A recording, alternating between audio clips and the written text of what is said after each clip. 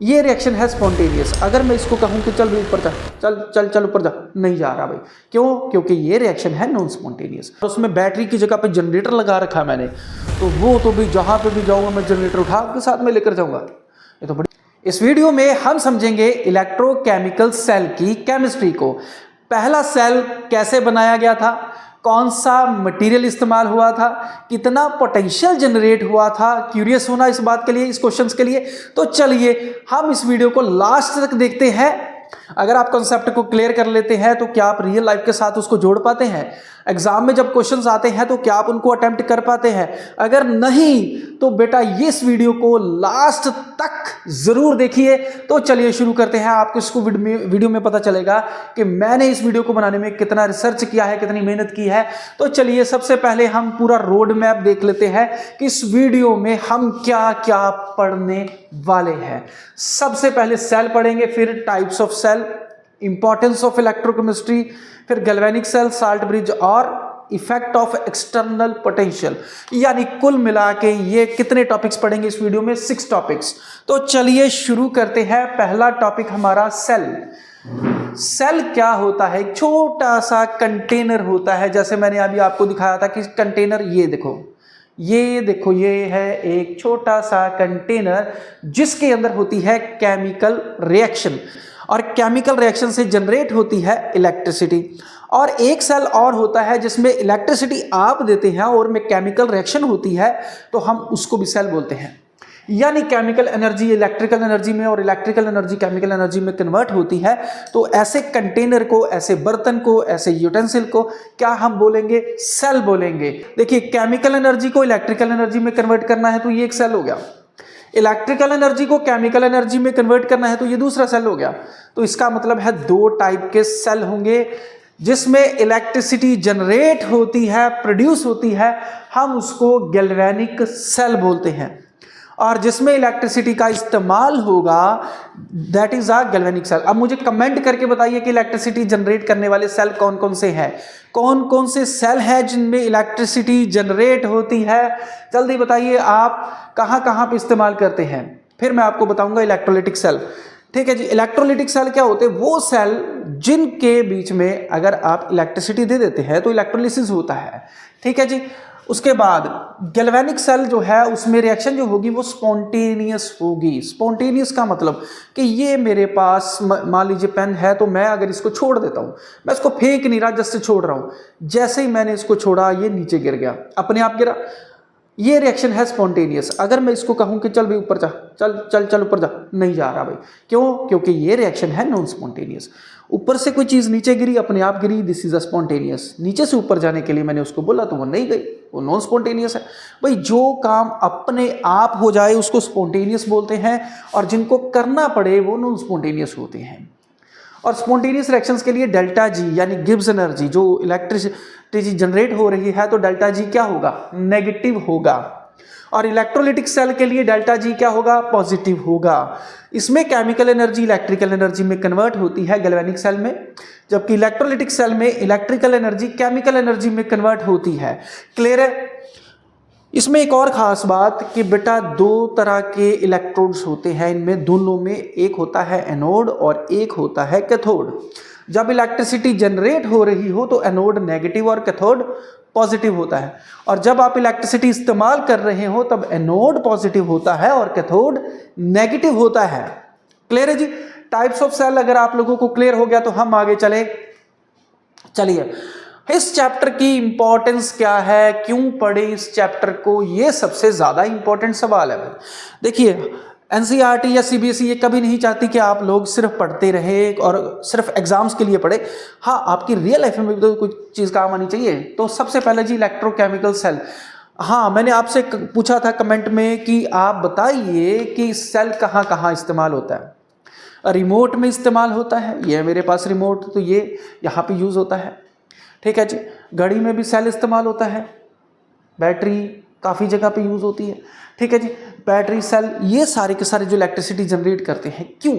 मान लीजिए मेरे पास मोबाइल फ़ोन है और उसमें बैटरी की जगह पे जनरेटर लगा रखा है मैंने, तो वो तो भी जहाँ पे भी जाऊँगा मैं जनरेटर उठा के साथ में लेकर जाऊँगा। ये तो बड़ी प्रॉब्लम होगी, पोर्टेबल नहीं रहेगा मेरा मोबाइल फ़ोन।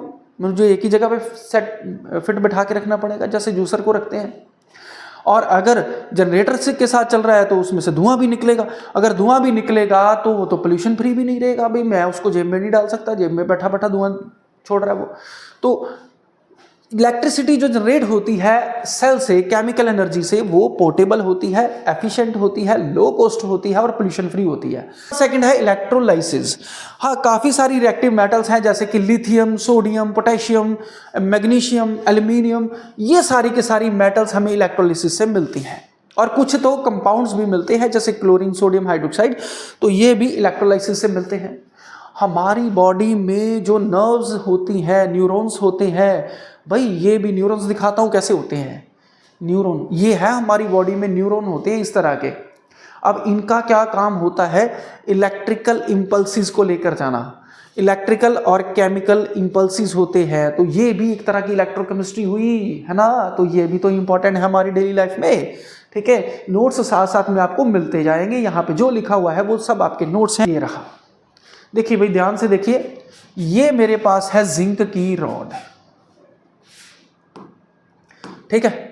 ये है मेरे पास जिंक की रॉड जिसको डिप किया हुआ है जिंक सल्फेट सॉल्यूशन में, और जिंक सल्फेट की जो कंसंट्रेशन है वो है 1 m। कितनी है? 1 m कंसंट्रेशन है ये, हाँ 1 m कंसंट्रेशन होगी जिंक सल्फेट की। और यहाँ पे मैंने कॉपर की रॉड डिप कर रखी है कॉपर सल्फेट में, और उसकी भी कंसंट्रेशन होगी 1 m। अब दोनों इलेक्ट्रोड्स को मैंने वायर के साथ कनेक्ट कर रखा है, यहाँ पे एक वायर लगी हुई है, ठीक है जी, और बीच में वोल्ट मीटर लगा हुआ है। अब मैंने वोल्ट मीटर भी लगा दिया, वोल्ट मीटर पे मेरे पास रीडिंग आनी चाहिए, बट एक दिक्कत है कि सर्किट कंप्लीट नहीं है। सर्किट को कंप्लीट करने के लिए मुझे यहाँ पे एक साल्ट ब्रिज, एक ग्लास की ट्यूब होती है, ये आगे चल के मैं आपको बताऊंगा। ये ग्लास की ट्यूब है जिसमें पोटेशियम क्लोराइड डाल रखा है, तो ये दोनों को आपस में कनेक्ट करेगा, ठीक है जी। अब इसमें होगा क्या वो मैं आपको बताता हूं कि इस बीकर को हम लेफ्ट बीकर बोलेंगे, इस बीकर को हम लेफ्ट बीकर बोलेंगे। कॉपर वाला जो बीकर है इसको हम राइट बीकर बोलेंगे, राइट हाफ सेल और लेफ्ट हाफ सेल, क्योंकि लेफ्ट में रखा है तो लेफ्ट हाफ सेल है, राइट में रखा है तो राइट हाफ सेल है। लेफ्ट साइड पे हमारी होगी ऑक्सीडेशन, ठीक है, और राइट साइड पे होगी रिडक्शन। जहां पे ऑक्सीडेशन होती है उसको एनोड बोलते हैं, और जहां पे रिडक्शन होती है उसको कैथोड बोलते हैं। जब भी इलेक्ट्रिसिटी जनरेट करनी हो, तो आपको लोन चाहिए, LOAN। L का मतलब है लेफ्ट, O का मतलब है ऑक्सीडेशन, A से होगा एनोड और N से होगा नेगेटिव। याद रखिए, लोन, जब भी इलेक्ट्रिसिटी जनरेट करनी है आपको क्या चाहिए, लोन चाहिए, ठीक है जी। अब ये सेल वर्क करना शुरू कर गया, अब जी मुझे पोटेंशियल भी आना शुरू हो गया, 1.1 वोल्ट मेरा पहला सेल, भाई मेरी पहली कामयाबी। 1.1 वोल्ट इलेक्ट्रिसिटी जनरेट हो रही है इससे। एक होती है रेडॉक्स रिएक्शन डायरेक्ट और एक होती है इनडायरेक्ट। दोनों में क्या डिफरेंस है? डायरेक्ट रेडॉक्स रिएक्शन जो ना एक ही कंटेनर में हो जाती है, एक ही कंटेनर में। इनडायरेक्ट रेडॉक्स रिएक्शन को 2 कंटेनर चाहिए होते हैं। तो और यहाँ पे कितने कंटेनर थे हमारे पास? 2 कंटेनर थे। और इलेक्ट्रॉन्स का जो फ्लो हो रहा था, याद रखिए कि इलेक्ट्रॉन्स का फ्लो नेगेटिव से पॉजिटिव की तरफ होता है। अब एनोड नेगेटिव था तो यहाँ से निकलेंगे इलेक्ट्रॉन्स और कॉपर की साइड पे जाएंगे। तो ये इलेक्ट्रॉन्स का फ्लो अगर बाहर से हो, सॉल्यूशन के बाहर से जाए, किसी वायर के थ्रू जाए, तो इस रिडॉक्स रिएक्शन को इनडायरेक्ट रिडॉक्स रिएक्शन बोलते हैं। ओके। हाँ, गैल्वेनिक सेल की वर्किंग कैसे होगी? अब मैंने आपको बताया था कि लेफ्ट साइड में कौन सा कंटेनर था, बताइए मुझे, लेफ्ट साइड में कौन सी इलेक्ट्रोड लगाई हुई थी? मुझे कमेंट करके बताइए कि लेफ्ट साइड में कौन सी इलेक्ट्रोड थी, किस मेटल की इलेक्ट्रोड थी? हाँ बिल्कुल सही, जिंक की। किसकी थी? जिंक की, ठीक है जी। मैंने यहाँ पे जिंक रखा है और यहाँ पे कॉपर का इलेक्ट्रोड रखा है। आपको पता है कि लेफ्ट साइड पे क्या होती है? ऑक्सीडेशन। तो जिंक की क्या हो गई यहाँ पे ऑक्सीडेशन, जिंक जो है वो अपने इलेक्ट्रॉन लूज करेगा, जिंक अपने इलेक्ट्रॉन लूज कर गया और कॉपर के इलेक्ट्रॉन गेन हुए। तो इसका मतलब है कि कॉपर 2 पॉजिटिव जो है वो कॉपर में कन्वर्ट हो गया।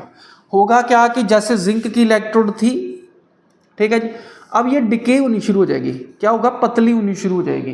क्यों, जिंक की इलेक्ट्रोड अब पतली होनी शुरू होगी। और कॉपर की इलेक्ट्रोड में क्या फर्क आएगा भी, कॉपर की इलेक्ट्रोड पहले से मोटी होनी शुरू हो गई है, जितनी सोल्यूशन में थी वहां पे मोटी होनी शुरू हो गई है। और जिंक की जो इलेक्ट्रोड है वो पतली होनी शुरू होगी। क्यों, क्योंकि इसकी ऑक्सीडेशन होनी शुरू होगी, उस वहां पे रिडक्शन शुरू हो गई है, वहां पे कॉपर डिपॉजिट हो रहा है इलेक्ट्रोड पे और जिंक जो है वो अपनी इलेक्ट्रॉन लूज कर रहा है। अब एक दिक्कत आ गई, एक परेशानी है, देखिए ध्यान से, यहां पे जिंक 2 पॉजिटिव की आयंस की जो कंसंट्रेशन है वो इंक्रीज हो रही है और यहां पे कॉपर 2 पॉजिटिव आयंस की कंसंट्रेशन जो है वो डिक्रीज हो रही है। क्लियर। अब जैसे जैसे कंसंट्रेशन इंक्रीज होती जाएगी जिंक 2 पॉजिटिव की, कॉपर 2 पॉजिटिव की कंसंट्रेशन डिक्रीज होती जाएगी। क्लियर है, यहां तक क्लियर। तो साल्ट ब्रिज अब एक रोल प्ले करेगा, क्या रोल प्ले करेगा वो देखिए, ठीक है जी। चलो, साल्ट ब्रिज का काम है, एक तो सर्किट कंप्लीट करना, मैंने स्टार्टिंग में बता दिया था कि सर्किट को कंप्लीट करता है। दूसरा काम है जी, यहां पे जिंक 2 पॉजिटिव आयंस की कंसंट्रेशन बहुत ज्यादा बढ़ गई है। लेफ्ट साइड पे जिंक 2 पॉजिटिव आयंस की कंसंट्रेशन बढ़ रही थी तो वहां पे Cl नेगेटिव आयंस आ गए साल्ट ब्रिज से, और इधर कॉपर वाली साइड पे सल्फेट आयंस की कंसंट्रेशन बढ़ रही थी तो उसको न्यूट्रलाइज करने के लिए यहां पे K पॉजिटिव आयंस आ गए। क्लियर है जी, इलेक्ट्रिकल न्यूट्रलिटी हुई, सर्किट कंप्लीट हुआ। ये बड़ा इंपॉर्टेंट क्वेश्चन है, पेपर में आता है, साल्ट ब्रिज का फंक्शन क्या होता है। ठीक है जी, आगे चले। ओके, इफेक्ट क्या है एक्सटर्नल पोटेंशियल का, जब हम बाहर से कोई पोटेंशियल देंगे तो उसका क्या इंपैक्ट पड़ेगा इस पे, वो हम देखेंगे। चलो देखते हैं क्या होता है एक्सटर्नल पोटेंशियल, यानी कि ये तो इलेक्ट्रिसिटी जनरेट कर रहा भाई, ये तो बड़े आराम से बड़े मजे से इलेक्ट्रिसिटी जनरेट कर रहा था, और अब मैं क्या करने वाला हूं, बाहर से इलेक्ट्रिसिटी दे रहा हूं मैं इसको। अब जब मैं बाहर से इलेक्ट्रिसिटी देंगे तो क्या होगा, एक्सटर्नल पोटेंशियल मैंने दे दिया, इसमें कितना जनरेट हुआ था 1.1 वोल्ट। अगर मैं 1.1 वोल्ट से कम इलेक्ट्रिसिटी इसको दूंगा तो तब भी ये इलेक्ट्रिसिटी जनरेट करता रहेगा, यानी कि ये इलेक्ट्रोकेमिकल सेल की तरह ही बिहेव करेगा, यानी कि यह गैल्वेनिक सेल की तरह ही बिहेव करेगा, बिहेव एज गैल्वेनिक सेल। दूसरा ऑप्शन है आपके पास कि अगर एक्सटर्नल पोटेंशियल सेम हो जाए 1.1 वोल्ट के तो क्या होगा भाई, सेल काम करना बंद कर देगा, सेल स्टॉप्स वर्किंग, सेल भाई काम करना बंद कर देगा। तो मुझे कमेंट करके बताइए कि क्या होगा अगर एक्सटर्नल पोटेंशियल ज्यादा हो गया, अगर एक्सटर्नल पोटेंशियल ज्यादा हो गया तो क्या होगा भाई, 1.1 वोल्ट से ज्यादा होगा तो डेफिनेटली सारी रिएक्शंस रिवर्स हो जाएंगी और सेल जो है वो किस तरह से बिहेव करेगा, इलेक्ट्रोलिटिक सेल की तरह। पहले ये इलेक्ट्रिसिटी जनरेट कर रहा था, अब ये इलेक्ट्रिसिटी यूज करना शुरू कर देगा, अब ये इलेक्ट्रोलिटिक सेल हो जाएगा। ठीक है जी, सब उल्ट पुल्ट हो जाएगा, एनोड कैथोड हो जाएगा, कैथोड एनोड हो जाएगा। ठीक है, सेल रिवर्स हो जाएगा, सारी रिएक्शंस रिवर्स हो जाएंगी।